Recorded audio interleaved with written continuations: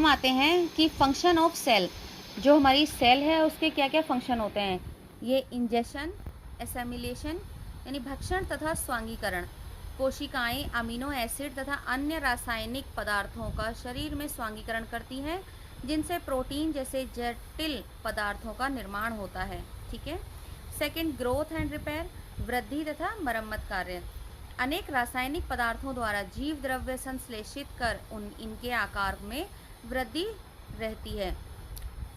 तीसरा, रेस्पिरेशन यानी श्वसन। कोशिकाओं के जीवित रहने हेतु इसमें इंटरनल रेस्पिरेशन होता है, जिसमें फेफड़ों से ऑक्सीजन ब्लड के माध्यम से, जो हमारा एचबी है वो लेके जाता है, से टिश्यू तक पहुंचती है तथा CO2 तथा अन्य उत्सर्जी पदार्थ कोशिकाओं से बाहर किए जाते हैं।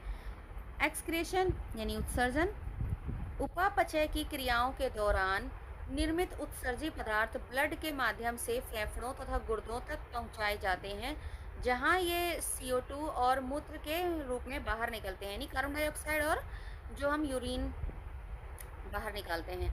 ठीक है। फिर आता है सेंसिटिविटी अगेंस्ट एक्सटर्नल सराउंडिंग। ये परिस्थिति के अकॉर्डिंग स्वयं को ढाल लेते हैं, जैसी परिस्थिति होगी वैसे ही ढाल लेंगे। अच्छा, नेक्स्ट इसका जो वर्क है वो है रिप्रोडक्शन यानी प्रजनन। एक निश्चित आकार में वृद्धि के बाद प्रजनन द्वारा अन्य कोशिकाओं का निर्माण करती है।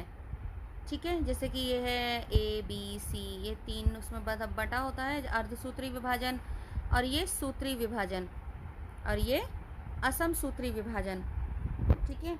अब एक जो इसका वर्क है वो है मेटाबॉलिज्म।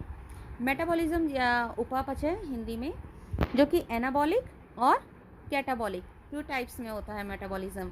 एनाबॉलिक में जिसमें कि जो हम खाना खाते हैं, जो भोज्य पदार्थ हैं, उनका यूज़ करके जो सेल है वो अपनी वृद्धि करता है और टूट फूट की मरम्मत करता है एनाबॉलिज्म में। और जो कैटाबॉलिज्म है, इसमें जो भोज्य पदार्थ हैं उनका विखंडन करके ऊर्जा प्राप्त की जाती है। ओके।